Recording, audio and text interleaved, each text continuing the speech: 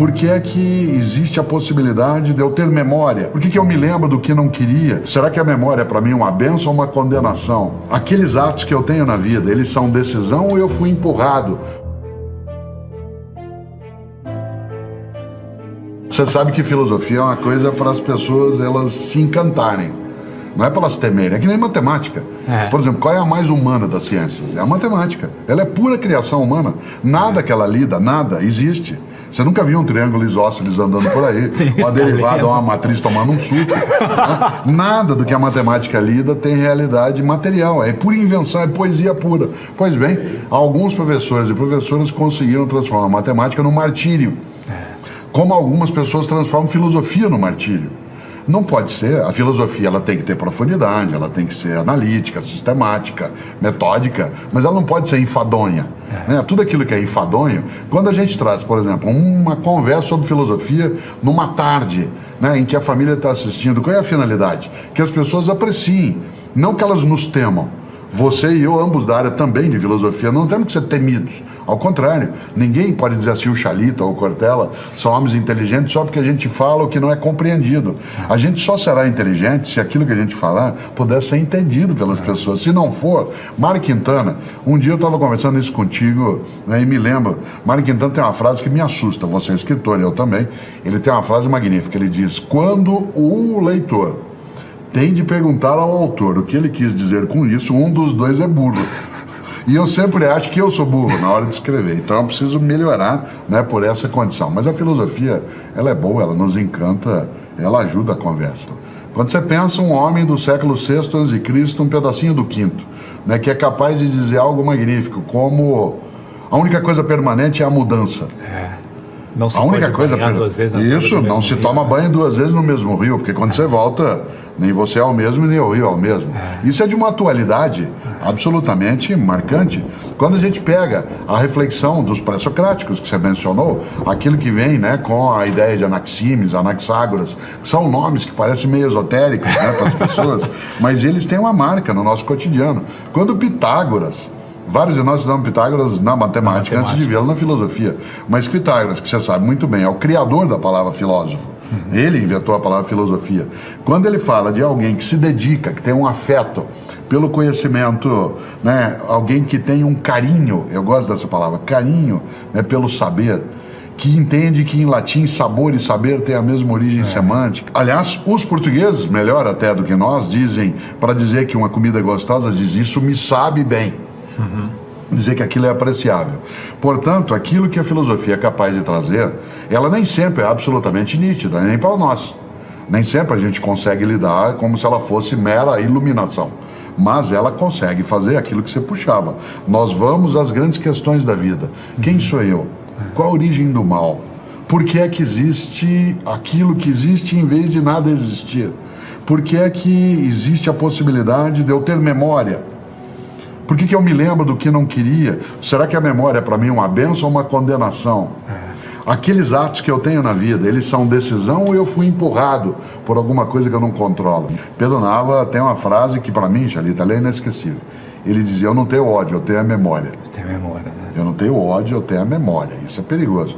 O Ivan Esquerdo, que é um grande neurofisiologista, um grande médico da Federal do Rio Grande do Sul, que é um especialista em cérebro, ele tem um belíssimo texto, que a gente não pode não ler, onde ele fala sobre o papel do esquecimento na preservação da saúde mental. Isto é, o quanto que a gente tem que ter memória de algumas coisas, mas não pode ter de todas elas o tempo todo. Porque, do contrário, a memória ela pode carregar coisas que são boas, e a essas boas que a memória traz para agora, eu chamo de saudade. E ela pode carregar coisas que não são boas, que são aquelas que são a culpa. Né? Portanto, sem imaginar, parte da memória nos preserva. Uma das coisas que o idoso ele mais sofre no dia a dia é o fato de que a memória dele, ela não é que ela desaparece, é que ele começa a perder à sua volta aquilo que é referência. Isto é, o lugar que ele andava não tem mais. Quanto mais a pessoa vive, mais ela fica isolada, porque se ela tiver muito tempo de existência, né, outras pessoas falecem e ela se sente abandonada num outro tempo, como se ela tivesse encapsulada. Nesta hora, a memória salva. Porque quando alguém bem idoso, alguém da nossa família, da nossa amizade, diz assim, porque eu, em 1940, quando eu estava ali em Cachoeira Paulista, que meu pai estava na loja Bela de calçado, quando começa a pensar essas coisas, aquilo vai reavivando. A Terezinha Rios gosta de trabalhar uma ideia que é de recordar. A ideia de fazer passar pelo coração de novo, recordes. Aquilo que volta para dentro do coração e está outra vez aqui onde a gente está. Por isso, acho que a memória, ela pode ser para nós um dano, se a gente exagera, porque quando você tem culpa, a memória pode martirizar, mas quando você faz da memória apenas uma ferramenta de reavivar a saudade, aí é uma bom. coisa gostosa. Todo estrangeiro apavora com uma frase que nós dizemos, que é assim, eu vou acabar com a tua raça. Essa expressão, ela é de uma violência. Primeiro que ela é genocida. Ela é genocida. Você já começa a trazer à tona tudo aquilo que é o horror da vida. É possível, mas não é obrigatório. Eu vou acabar com a tua raça significa não vou deixar rastro. Eu acho que a vingança, ela é como a ideia da raiva. Né? Várias vezes você já leu, né, quanto se disse, é uma frase antiga, não tem autoria definida, que o ódio, por exemplo, é um veneno que você toma desejando que faça mal a outra pessoa. É você que toma, mas você acha que vai fazer mal para o outro. Há uma diferença entre desculpa e perdão. Desculpa é a coisa leve. Isto é, tudo bem, ok, isso não é perdão. Por exemplo, você me ofendeu por qualquer razão ou fez algo que não deveria fazer, eu te desculpo, mas eu não te perdoo. Isto é, eu continuo convivendo contigo, mas não vou esquecer. O perdão é a promessa do esquecimento. O perdão significa, eu sei, mas eu nunca mais vou lembrar obrigatoriamente, eu não vou trazer isso de novo para a nossa convivência. Nesse sentido, acho que a vingança é a ausência do perdão. E a vingança, em grande medida, como ela não é justiça, né, ela é apenas o troco, ela é apenas o retorno do que não devia, ela não deveria estar nas nossas mãos, porque nós não somos um ser confiável, né, como seres humanos, para fazer tudo que é a justiça. A nossa capacidade de falhar, ela é tão grande que deixar na minha mão ou na tua a capacidade de dar o troco em algo que nos fizeram é meio arriscado.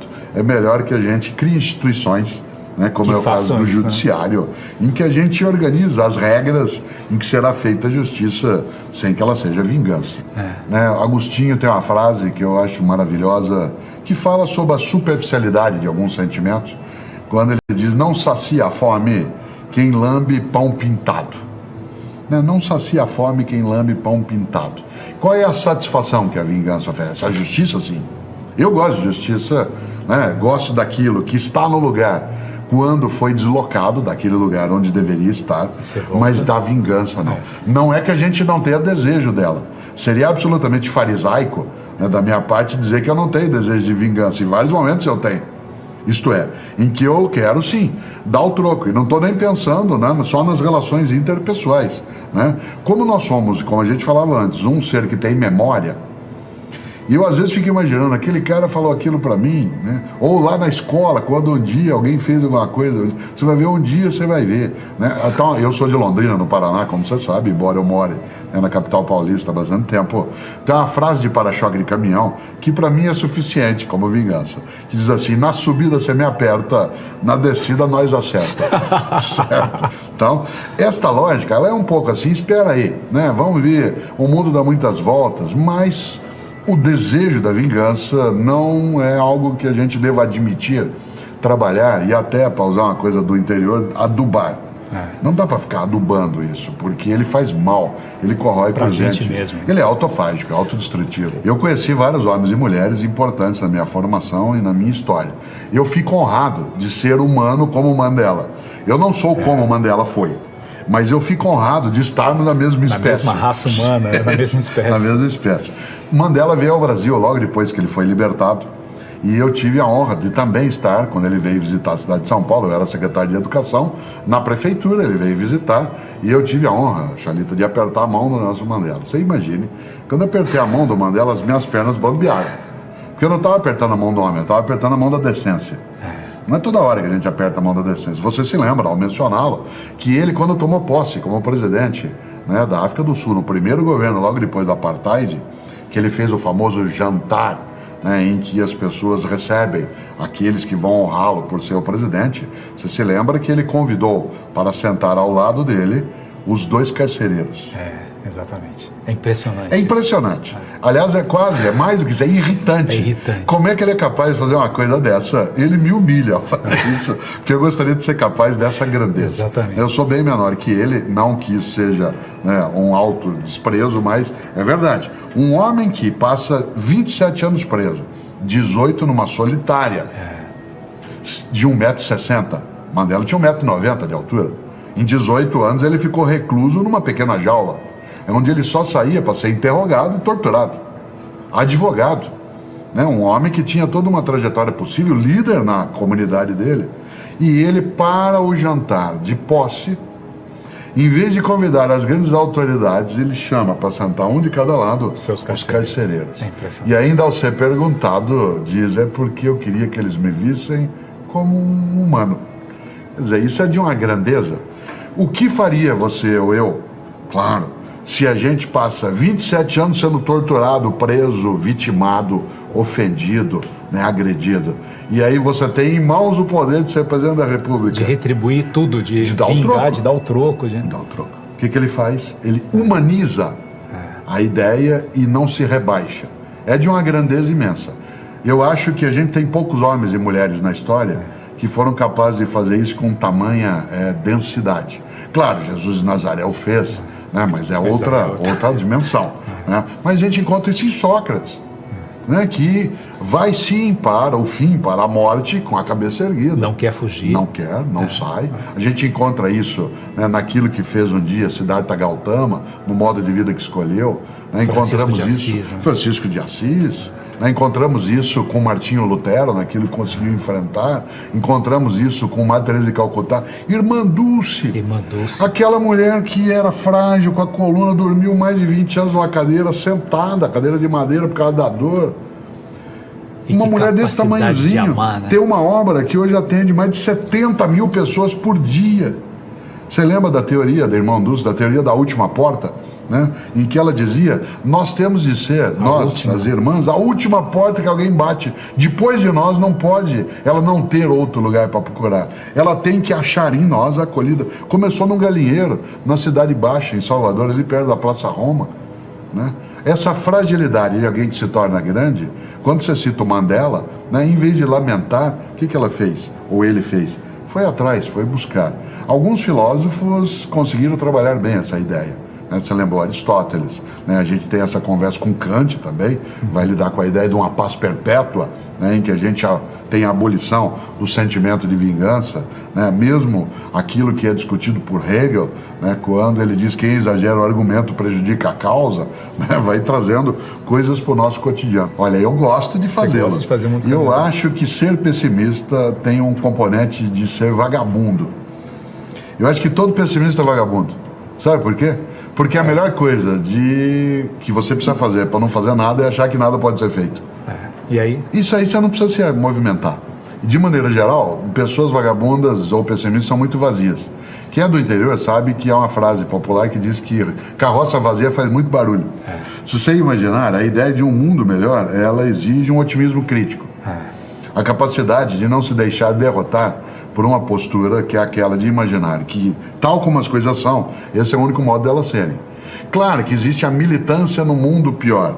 Alguns dos nossos colegas, alguns inclusive na área de filosofia, gostam de falar contra o mundo melhor. Tudo bem, é uma das maneiras de ser, inclusive faz sucesso em alguns círculos, né? É uma coisa gostosa, eu não deixo de lê-los. Eu gosto muito de ler as pessoas com as quais eu não concordo. Né? Gosto de ler, claro, aqueles com quem eu concordo, mas eu gosto de ler quem não concordo, porque eu talvez encontre ali reforço para algumas ideias que tenho, ou para demolir. Eu posso estar pensando de maneira equivocada. Mas, é isso, claro, uma das coisas que eu gosto é de enfrentar quem diz que não é possível um mundo melhor. E é enfrentar mesmo, isto é, não bater, não agredir, mas dizer por quê. Onde você está repousando? Você acha que só porque você tem dificuldade que você vai desistir? Os romanos usavam uma palavra, eu gosto, mas que é terrível, que é pusilânime. O que é uma pessoa pusilânime? Aquela que é covarde. E quem é uma pessoa covarde? É aquela que, podendo fazer um mundo melhor, ela se reclui, ela se recolhe, ela se enfraquece. E o argumento para fazer isso é, não há o que fazer, ou a vida é assim. Esse tipo de submissão às coisas, eu acho que é meio vagabundagem.